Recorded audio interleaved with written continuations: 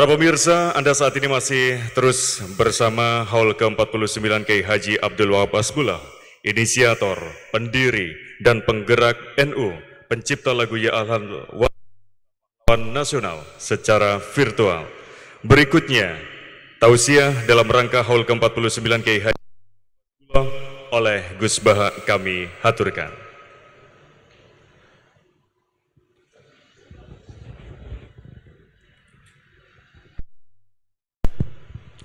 Assalamualaikum warahmatullahi wabarakatuh. Bismillahirrahmanirrahim. Allahumma ya Allah ihdinas siratal mustaqim siratal ladzina an'amta 'alaihim ghairil maghdubi 'alaihim waladdallin amin.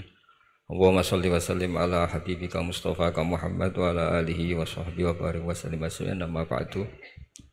Yang sangat saya hormati Mustasyar PBNU sekaligus Wakil Presiden Profesor Dr. Ma'ruf Amin, yang saya hormati Rais Am PBNU, Rais Am NU Kiai Haji Miftahul Akhyar, Ketua Tanfid PBNU yang juga masih bernambah sama saya, Kiai Haji Said Akil, yang saya tadi senang sekali marahnya, senang sekali girohnya, karena itu memang khas keluarga kami. Jadi kalau nggak kesampean marah itu bagus.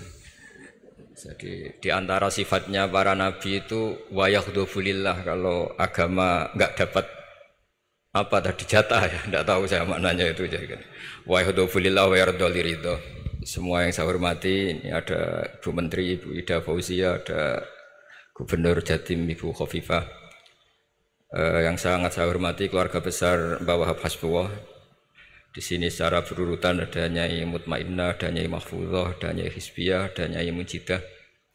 Yang sangat saya hormati Kiai Haji Hasib, Kiai Haji Rokib, semua yang saya hormati para santri, para alumni. Alhamdulillah tadi acaranya banyak sekali, jadi saya nanti ngaji insya Allah 15 menit.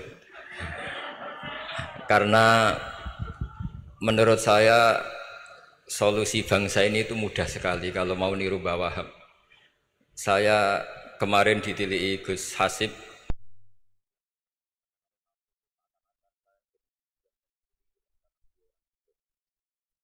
kemudian beberapa hari dikasih paketan beliau tentang Mbah Wahab, buku dari beliau tentang Mbah Wahab. Tapi sebetulnya saya tahu banyak tentang Mbah Wahab tanpa buku itu, karena Mbah Maimun guru saya, juga bapak saya Kiai Haji Nur Salim sering cerita Kiai Wahab itu pedagang, politikus, juga pahlawan. Kita sebetulnya melihat itu sederhana, hanya sederhana dalam pikiran ulama. Jadi pernah suatu ketika Sayyidina Ali itu marah besar melihat umat Islam itu, sehingga beliau marah besar. Di antara kalimatnya itu, karena ini tengah-tengah kalimat langsung pakai fa. Adalah nanti terserah santri-santri yang nge'rob. Fakubhan lakum hina sirtum gharadun yurma. Jadi umat ini akan buruk sekali ketika posisinya itu objek di sasaran tembak pihak lain.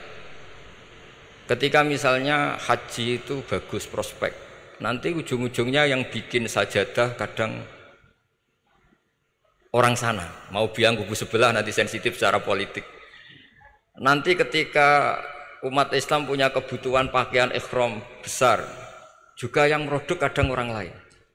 Begitu seterusnya, sehingga setiap kebutuhan kita pun yang produk itu orang lain. Sehingga Mbah Wahab berpikiran sampai impor mori, pas itu kain putih. Begitu juga traveling, ketika umat Islam butuh mudah pergi ke Mekah untuk haji dan umroh, juga bironya itu kadang orang lain. Zaman itu Hindia Belanda, sehingga beliau dulu sudah mendirikan semacam biro haji. Itu semua adalah madhab, di antara madhab Sayyidina Ali ketika beliau mengatakan fakubhan lakum hina sirtum gharadun yurma. Buruk sekali kamu di mana-mana ini jadi objek. Misalnya kira-kira gini lah, kalau hallnya Mbah Wahab itu ada 10.000 santri dan semuanya karena keluarga kiai itu dermawan, sama Bu Mujidah dikasih makan semua. Nanti cateringnya yang menyediakan orang lain, kita tidak punya kecakapan produksi itu atau melayani itu. Sehingga perdagangan Mbah Wahab dalam tradisi keulamaan itu dimaknani sebagai supaya kita ini jadi aktor, baik di perdagangan, di politik, maupun dalam solusi urusan-urusan publik. Misalnya sekarang ada problem apalah, sebetulnya solusinya gampang sekali. Ketika kita minus atau ketika kita tidak berkecukupan, mulai dulu ulama itu solusinya gampang. Pernah suatu Abdul Qasim Al-Junaidi atau siapa sajalah, ini karena polanya sama, menyuruh muridnya, saya tolong belikan ikan. Cara sekarang mungkin dikasih uang 50.000, terus dikasih tahu sama muridnya, Pak Yai uangnya tidak cukup karena harga ikannya 70.000. Terus kata gurunya, beri lebih murah lagi, uang 50 aja tidak cukup, kok cari yang lebih murah. Kata beliau, arkisuhu bitarki, ya bikin murah karena kamu tidak berkeinginan, jadi nggak usah belikan katanya. Ini penting sekali karena dulu ada solusi, masyhur itu makalahnya Imam Syafi'i itu. Kata beliau, fa innal ghina anisya'ila bihi. Kalau kamu ingin tidak tergantung sesuatu, maka hindari sesuatu itu. Jangan memaksakan memenuhi sesuatu itu dengan memaksakan, tapi hindari sesuatu itu. Saya misalnya kalau nuruti kepengin, misalnya kalau saya dengan nafsu serakah saya, mungkin saya ingin punya mobil mewah, ingin apa saja, tapi itu membuat saya tersiksa karena harus menyediakan ini itu. Ya sudah, tidak usah ingin. Sehingga mudah sekali. Makanya kata ulama dulu, fa innal ghina anisya'la bihi. Untuk menjadi berkecukupan, usahakan banyak hal yang tidak Anda butuhkan. Semakin banyak hal yang kita butuhkan, maka kita akan tergantung akan sesuatu itu.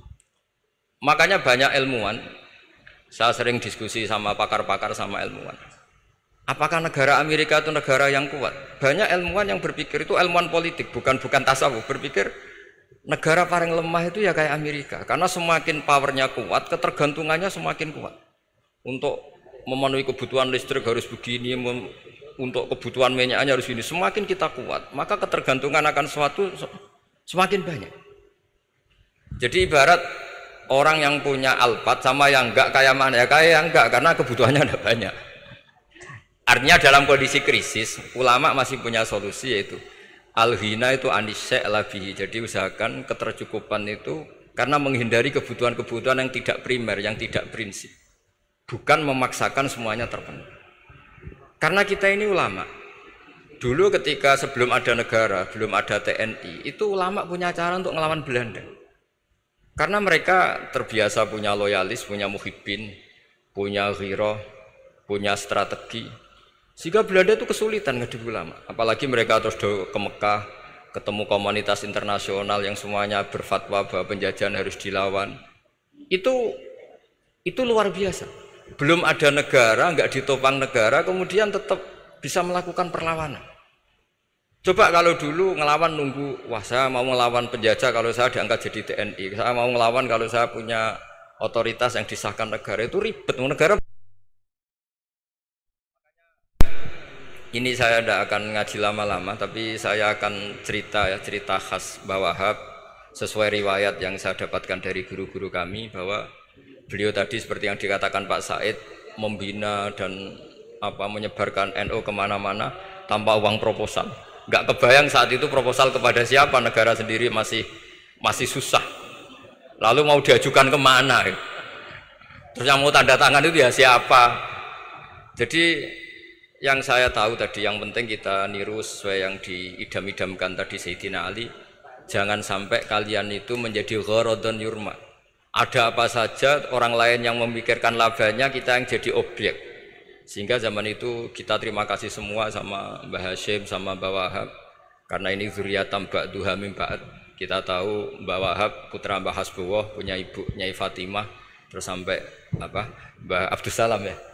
Kemudian Mbah Hashim punya ibu Halimah, punya abah lagi siapa setelah Halimah itu Lainah ya. Nah, terus Mbah Abdus Salam, jadi ini zuriyatam ba'duha min ba'd. Kalau dalam tulisan itu sampai Mbah Abdul Jabbar bin Ahmad bin Mbah Sambu. Memang Mbah Sambu punya beberapa saudara, diantaranya ada yang namanya Mbah Yusuf, itu yang melahirkan keluarganya Mbah Ahmad Siddiq Jember, Mbah Siddiq Jember. Ada yang Abdul Halim yang melahirkan keluarga Lasem, termasuk saya itu lewat jalur Mbah Abdul Halim. Jadi zuriyatam ba'duha min ba'd. Dulu semua orang zaman Rasulullah SAW itu dilatih jadi aktor, jadi subjek. Sehingga orang yang miskin pun ketika perang Tabuk, perang Dzatil Usrah itu semua menyumbang. Ada yang menyumbang emas yang nggak terkira, yaitu Sayyidina Utsman. Ada yang cerita, ya Rasulullah saat tadi malam buruh dan punya beras hanya 2 kilo, yang 1 kilo saya sumbangkan jenengan, yang 1 kilo saya pakai untuk keluarga kami. Sekarang logikanya sederhana, kalau orang miskin 3.000, pas itu anggap saja pasukannya misalnya 3.000. 3.000 nyumbang beras 1 kilo, itu artinya terdapat 3.000 kilo beras. Artinya apa? Orang Islam yang miskin membiayai dirinya sendiri untuk makan. Dan mereka adalah aktor heroik. Tapi kalau misalnya ini orang-orang miskin ini tidak mau urun rembuk, kemudian menjadi beban negara, maka yang harusnya dipakai senjata, dipakai beli sembako. Dulu zaman Nabi meskipun orang itu miskin, itu semuanya bersifat heroik. Sehingga perang Dzatil Usrah itu perang paling dikenang Al-Quran. Nah, efek dari ingin memberi adalah tidak tamak. Makanya kalau dalam kitab tasawuf itu orang kikir itu gak dikritik. Yang dikritik orang tomak. Karena orang menvonis orang lain kikir itu pasti karena berkeinginan mendapat. Kalau tidak berkeinginan mendapat, maka orang lain tidak akan kamu vonis sebagai kikir. Andai kan kita semua ingin memberi sumbangan kepada Indonesia, maka kita tidak akan menvonis pemerintahan kita tidak becus ngurmat kita. Meskipun pemerintah tentu berkewajiban ngurmat orang-orang miskin itu tentu. Tapi andai kan semua orang miskin berpikir ingin menyumbang pemerintah, maka tidak akan menyalahkan pemerintah ketika faktanya nanti suatu saat atau kapan saja, semoga ini tidak terjadi, itu tidak mampu menyumbang. Karena masyarakat kepikirannya memberi, bukan mendapat. Ini solusi-solusi yang diajarkan Rasulullah SAW yang disebut al-yadul ulya khairun minal yadis sufla. Jadi bahwa posisi memberi jauh lebih baik ketimbang posisi menerima. Sehingga ketika Allah mensifati orang baik itu siapa? Allah mensifatinya sederhana. Wa mimma razaqnahum yunfikun. Orang yang kepinginannya itu yang memberi. Itu dulu zaman Nabi pas perang Khandaq, pas perang Tabuk, pas beberapa perang, itu orang yang paling miskin pun turun. Sampai orang-orang munafik mencibir, innallaha ta'ala la ghaniyun an shadaqati hadza. Allah tidak butuh sedekah hanya 1 kilo. Tapi coba efeknya dari sedekah 1 kilo itu tadi, misalnya orang miskin yang perang 3.000, itu semuanya memakan uangnya sendiri setidaknya enggak jadi beban negara. Terus mentalnya itu patriotik. Dari mental patriotik itu ketemu Belanda kayak apa, mereka bisa makan apa saja.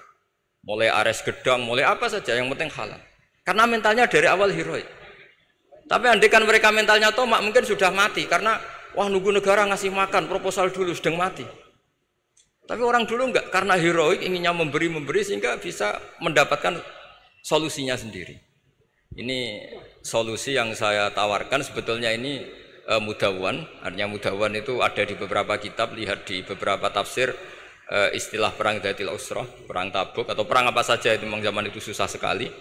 Itu menjadi solusi utama adalah setiap orang ingin bermental patriotik. Nah, kalau sudah orang bermental patriotik itu gampang, ukur apa saja itu gampang. Karena tadi dari 3.000 atau 1.000 atau apa saja pasukan sampai ada yang urun tadi beras 1 kilo. Tapi 1 kilo itu menjadi satu watak, satu karakter bahwa bangsa ini inginnya memberi sama negara, sehingga negara ini mudah merdeka. Coba kalau semua orang miskin zaman itu bermental ingin mendapat, ribut proposal, nyalahkan ini, enggak didata miskin tersinggung, kan capek. Jadi ini memang zaman akhir ya, agak aneh, orang enggak didata miskin itu tersinggung. Kalau besanan nyari yang kaya, tapi kalau ada sumbangan nyari sebagai yang miskin. Jadi kalau tanya solusi khas ulama, kita belajar dari perang Dzatil Usrah. Itu orang yang miskin semuanya urun. Nah, barokahnya urun itu kemudian mereka bermental patriotik. Barokahnya patriotik, yang kaya, yang miskin, yang pinter semuanya berkontribusi untuk menyumbang negara. Akhirnya negara ini bisa merdeka sebelum terbentuk TNI, sebelum terbentuk Polri. Karena tadi keinginan memberi, keinginan patriotik. Sehingga cerita buyut-buyut saya ketika Belanda atau apa Jepang itu yang dicari di geladak saya itu ya kitab. Karena kitab ini dianggap sumber inspirasi mereka melawan Belanda. Dulu kita tahu masyarakat kita itu kalau ngerti Belanda itu dipanggil Doro, wis penjajah jadi diundang Doro. Itu kan terlalu dulu. Sehingga orang Arab itu kadang agak dengan tanda kutip mencibir kita kalau bahasakan negara jajahan itu mustakmarin. Negara yang perlu rame karena cara berpikir masih terbelakang. Wong penjajah kok dipanggil Doro. Terus ketika beberapa kiai melihat Belanda baik karena di alun-alun dikasih masjid gini-gini sudah tidak berotak karena anggap Hindia Belanda itu baik. Baru ketika era beberapa ulama ada Mbah Hashim, ada Mbah Hasbuh, tadi kata beliau Dwi Tunggal tadi, terus ada fatwa resolusi jihad sehingga mereka baru sadar bahwa Belanda itu ancaman. Kayak apa pentingnya ilmu, kayak apa pentingnya fikih. Karena di fikih jelas jihad untuk melawan penjajah itu fardu kifayah. Tapi jika musuh kadung ada di kita, maka itu fardu ain. Tidak lagi ada prasyarat harus lelaki, harus merdeka, enggak, perempuan pun harus terlibat. Jika kita punya pahlawan kayak Cut Nyadin, beberapa daerah Kartini, itu ada di khazanah kitab-kitab fikih kita. Jadi kita tidak pernah kehilangan khazanah untuk menjawab muskilatus zaman, untuk menjawab problem-problem zaman. Tapi yang penting kita selalu ngaji, selalu belajar. Saya adalah orang yang sebetulnya tidak pernah ingin terkenal karena saya itu suka belajar. Cuma saya bikin pengecualian, mau diundang kalau pernah sepuh. Ternyata yang pernah sepuh itu banyak. Ini agak musibah bagi saya karena harusnya kiai itu ya dihormati. Tapi gara-gara kalah sepuh digawe kongkonan. Saya ini kemana-mana digawe kongkonan. Jadi gayanya nasihati, tapi aslinya diperintah. Jadi tidak ada kerennya sama sekali. Saya di mana-mana posisinya al-makmur, diperintah. Tapi saya senang karena ilmu itu butuh konsensus. Andai kan saya tidak pernah ngaji di depan Mbah Mun, di depan bapak, di depan guru-guru, maka mungkin saya tidak pede atas bacaan yang saya baca. Karena saya tidak tahu ini benar apa tidak. Jika masyhur dalam guyonan santri, ada orang tidak baca-baca kitab, cari kamus sampai mati tidak ketemu. Karena dia bacanya lam tardiman. Wah itu cari di kamus sampai mati tidak akan ketemu. Bareng tanya gurunya, ini apa Pak Yai? Oh itu lam tarodaman. Lam tarodaman itu karena marjeknya mar'ah, orang ningali sapa mar'ah daman ing getih. Dia bacanya jadi satu lam tardiman. Dicari di kamus ya sampai mati tidak akan ketemu. Makanya di guyonan-guyonan pesantren itu banyak katanya ada cerita orang mati karena satu titik. Jadi gurunya baca habbatun sauda dawaun mingkuli da. Jadi dia kitabnya kelebihan apa? Titik. Jadi kelebihan titik dia bacanya itu hayatun sauda dawaun mingkulida. Nyari ular hitam, kobra, dipatuk mati. Padahal sesuai resep kitabnya. Karena kitabnya dia kelebihan titik hayatun sauda. Artinya maknanya ular hitam. Sementara tagnya mestinya habbatun sauda. Jadi kenaifan-kenaifan begini itu harus kita dandani karena yang bisa, kata Pak Said tadi, yang bisa itu kita cari kebenaran dari mana. Kita itu ya pokoknya ulama lah, tidak harus NU, tidak harus Muhammadiyah, pokoknya ulama yang wasatiyah.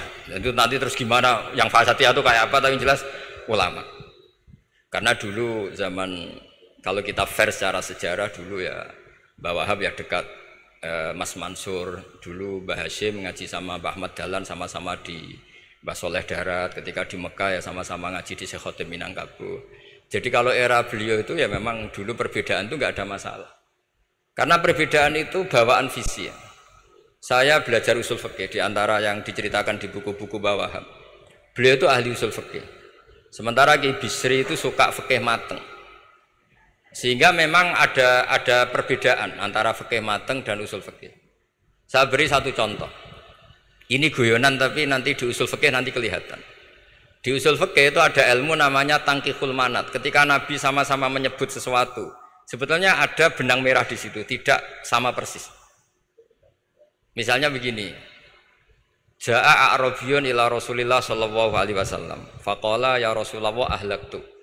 Wa ma ahlakaka qal waqatu imraati fi nahari Ramadan. Ya Rasulullah, saya ini orang yang rusak karena saya berhubungan intim dengan istri saya di ketika Ramadan. Terus Nabi ngendikan, ya sudah kamu harus merdekakan budak, saya tidak punya ya Rasulullah. Ya sudah kamu puasa 2 bulan berturut-turut. Kata beliau, puasa baru sehari saja kecelakaan apalagi 2 bulan. Karena kamu orang Arab lah, orang Arab itu, dia cerita ini di Arab tadi. Terus, ya sudah kamu sedekah sama 60 orang miskin. Saya ini orang paling miskin. Susah kan menghadapi orang miskin seperti ini itu. Nah, pertanyaannya secara usul fikih, menurut mazhab Syafi'i, sanksi berat itu hanya untuk yang berhubungan suami istri. Sehingga kalau membatalkannya pakai rokok, pakai minum, pakai makan, tidak kena sanksi seberat itu. Masuk akal kan, karena memang hubungan suami istri dalam banyak hal, misalnya haji, itu ifsad, yang benar-benar ifsad, bisa merusak haji secara total. Tapi menurut Imam Malik, pikiran Imam Syafi'i itu dianggap aneh. Loh, ini hubungan suami istri itu statusnya mubah, sesuatu yang boleh. Maka semua hal yang boleh tapi merusak kehormatan Ramadan, maka ketentuannya sama. Yaitu misalnya nggak sakit, nggak apa, pagi-pagi nyate. Wah, itu kan melecehkan Ramadan, nggak sakit, nggak apa, kok pagi-pagi nyate.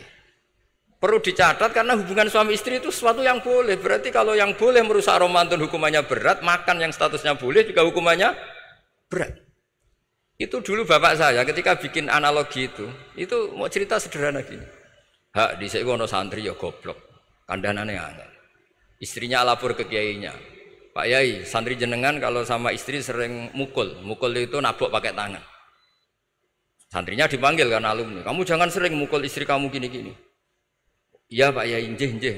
Suatu saat 2 minggu istrinya lapor lagi, sekarang tidak nabok Pak Yai, nyaduk. Karena yang dilarang hanya nabok.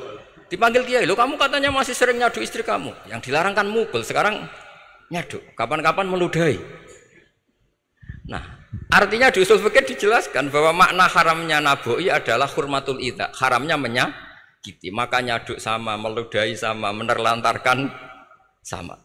Itu dulu bahwa ahlinya bikin usul fikih seperti itu. Sehingga misalnya amar ma'ruf nahi mungkar, ketika beliau ditanya apakah perlu ikut kabinet gotong royong, tapi di situ banyak kelompok yang mungkin tidak cocok.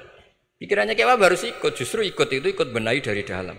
Meskipun dari ikut itu bahwa Wahab Nyun Sewu yang ngalami fitnah yang macam-macam dituduh karena zaman itu nasakom. Tapi itu beliau santai saja. Tapi zaman itu memang itu sah karena zaman itu belum dibubarkan. Jadi yang dialami bawah ini luar biasa. Semuanya harus jadi pelajaran bagi kita. Makanya jangan pernah meninggalkan ilmu yang bernama usul fikih. Karena fikih yang mateng itu cara basa Jawa ini akan kehilangan stok teks. Misalnya Nabi sedekah pakai kurma atau pakai apa makanan pokok. Itu hadisnya itu kurma, sama Imam Syafi'i digenti kutu ahli baladi, yaitu makanan pokok dari negara. Sehingga kita tidak bisa mentang-mentang Nabi sedekahnya pakai kurma terus kita orang miskin kita kasih kurma. Bisa linu tuh nih kalau makan kurma orang Indonesia itu. Karena yang penting itu kutu ahlil balad, bukan kurma. Bukan mentang-mentang Nabi sholat di Mekah Medina, kalau ingin persis sunnah Rasul, sholatnya harus di Mekah Medina. Kalau di Indonesia Nabi tidak pernah sholat di Indonesia. Sunnah Rasul sholatnya di Mekah Medina, bisa ada orang sholat kalau gitu. Jadi ada ilmu yang namanya tangkihul manat, yang harus ditiru itu sisi mananya. Nah dalam konteks Arabi tadi terus kemudian ada dibuang, Ja'a Arabion, kata Arabi itu dibuang.